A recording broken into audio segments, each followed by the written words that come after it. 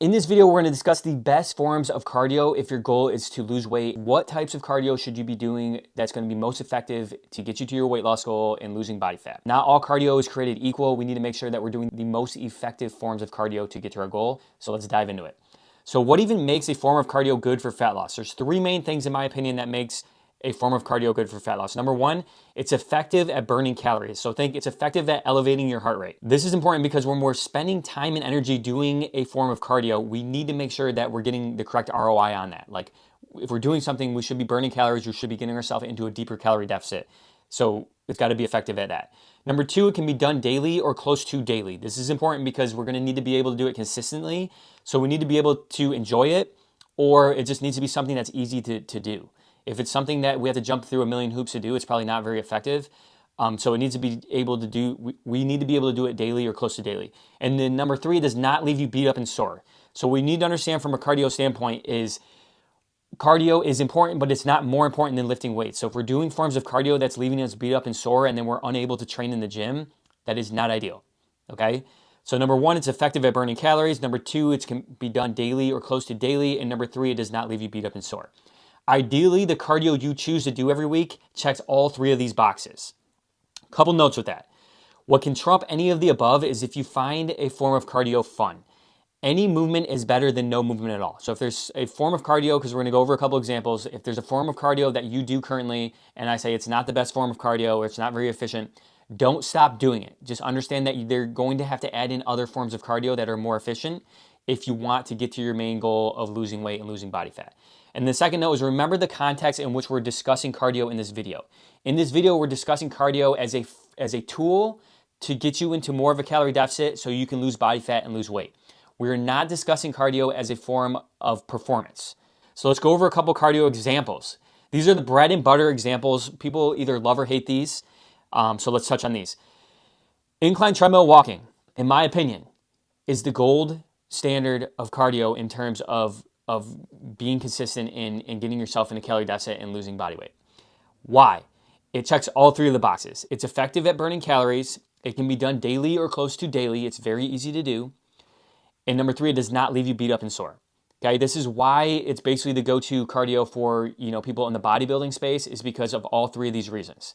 Now, I encourage you to change your mindset on this if you're super down on incline treadmill walking. People say, oh, it's so boring. If it's boring, get on the treadmill, take it to an incline, get your heart rate above 115 beats per minute, and watch a movie on your phone. Watch YouTube on your phone. Get work done on your phone. Like, there's so many ways to make it less boring. I understand if you're just staring at a wall for 30 minutes, that can be boring. But like, there's so many ways so many things that you can do to make it less boring.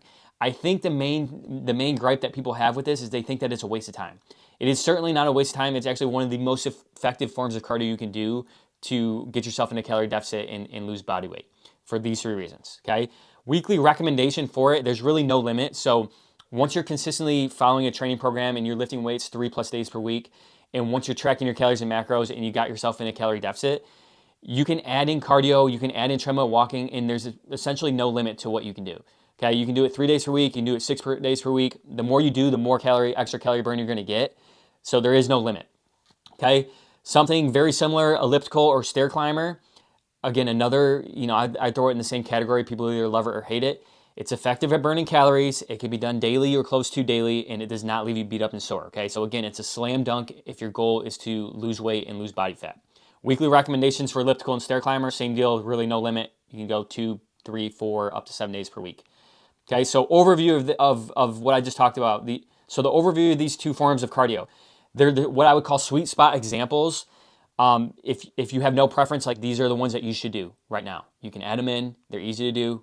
They're not going to leave you beat up and sore. They're going to do all 1, 2, and 3 that we talked about, and you're good to go. These are low intensity, steady state examples. So if you get into the whole, exercise science realm, HIIT examples, list examples, these are good examples of low intensity, steady state forms of cardio.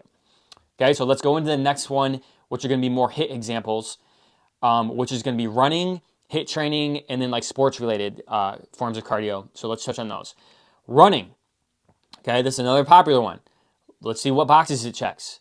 Number one, is it effective at burning calories? Yes, it is very effective at burning calories. Number two, can it be done daily or close to daily? No.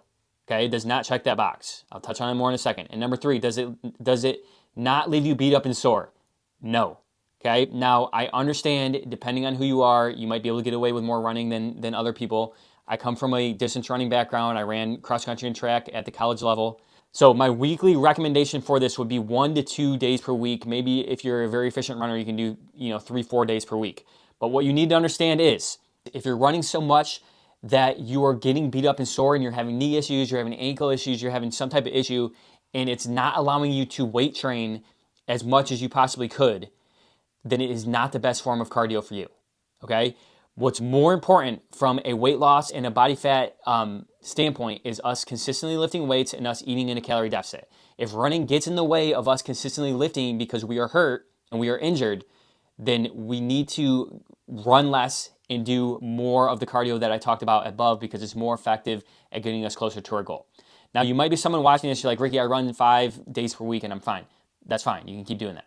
Okay, but what I'm saying is if you're someone that's just starting out or you're just you're like someone that is adding cardio into their current routine and they're like, what should I do? And I'm not a runner, I wouldn't suggest running. Okay, you can try to run 1 to 2 days per week, but if you're someone who hasn't done a whole lot of cardio and you certainly haven't ran in the past, you're going to get yourself beat up pretty quickly. So ease into the running grind. It is effective at burning calories, but it does not check the boxes of being something that you can do every single day or being something that you can do without the repercussions of getting yourself beat up. So again, my weekly recommendation would be 1 to 2 days per week for running if you want to run. HIIT training, another super popular one. So this is going to be like boot camp classes or Orange Theory classes. Very similar to running. Is it effective at burning calories? Yes. You go to Orange Theory class, you're going to shred through a ton of calories over the hour. Okay, you're running super fast. You're doing HIIT-based training. We're going really hard. Then we're resting. We're going really hard. We're resting. That form of cardio is very effective at burning calories. Can it be done daily or close to daily? No. And does it leave you beat up and sore? Yes, it does. So it doesn't check that box either. Now, I saw this a bunch when I worked in the corporate gym space. People want to do our HIIT classes Monday through Friday, 5 days per week. That's great until you get through 2 weeks of that and you're beat up and sore and you have a knee issue or you have this issue or whatever. Again, the best way to use HIIT training is to do it once to twice to maybe 3 days per week. And then if you want to do more cardio, then gravitate to the more bread and butter cardio sources up here that are not going to leave you beat up and sore. But if you try to do Orange Theory 5 days per week, it's just not going to be effective long term because you're not going to be able to do it long term because you're just going to be too sore and just too overworked from it. So my weekly recommendation would for HIIT training or something like Orange Theory would also be 1 to 3 days per week. And then we get into like sports related stuff. So basketball, soccer, hockey, football, most sports related stuff are going to be in the similar category. It's effective at burning calories. If you're playing basketball just shreds through calories. Okay, it is like, same with soccer, same with hockey, same with football. Like all these just absolutely shred through calories. You're going super hard. And also, if you're doing these, you probably find them fun. So you're just burning a ton of calories over the course of 30 to 60 minutes or however long you're playing.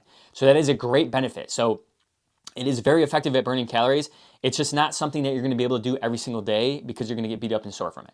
So again, understand how to use this type of cardio correctly. I would do it 1 to 3 days per week. And then again, if you want to do more cardio, then you add in the lower intensity steady state cardio choices and you can keep getting that calorie burn up. But let's not kid ourselves and think that we're going to be able to play basketball 7 days per week. Like we're going to be super sore from that. We're probably not going to be able to get to the gym as much as we want to lift because we're beat up from it. So again, weekly recommendation, 1 to 3 days per week. Overview of this. These are high calorie burn sources of cardio, but they come at a cost. Okay, they come at a cost of us not being able to do them every day, and they come at a cost of us feeling beat up after them. So just use them correctly, don't overdo them, and you're going to be all right with those. Now let's dip into the last forms of cardio or forms of exercise that people do. These are great, but they're not great from a calorie burn standpoint. So something like yoga, is it effective at burning calories? No, not really. Okay, now people are going to call me out, Ricky, you should do yoga class, it's hard. I understand. Okay, our yoga has its time and place. Again, if you like to do a lot of yoga, keep doing a lot of yoga. But understand that it's not effective. It's not an effective source of calorie burn.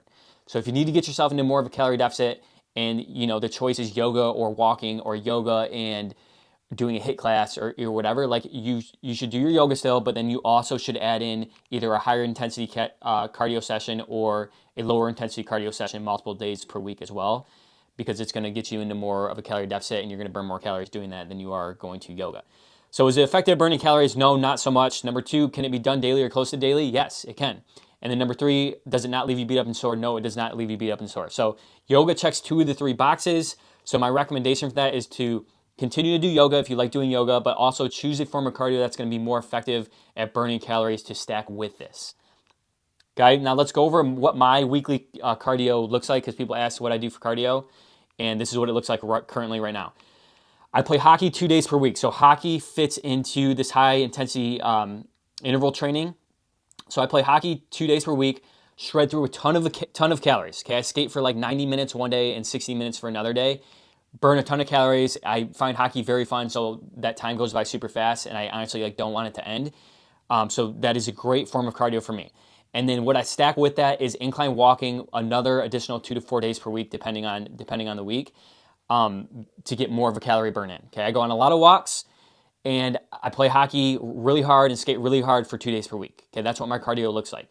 This cardio routine works great for me in combination with the 4 to 5 full body lifts I'm doing on the ILG program on the PR Fitness app. Okay, so I'm lifting 4 to 5 days per week, I'm skating twice per week, and then I'm getting 2 to 4 walks in per week. Okay, it allows me to get a lot more extra calorie burn in without feeling beat up and sore. And then all the cardio sessions are easy for me to get in because I enjoy playing hockey and I do not mind walking on the treadmill. I honestly just get on the treadmill, I get on my phone, I get work done for 30 to 45 minutes, or I watch something on YouTube.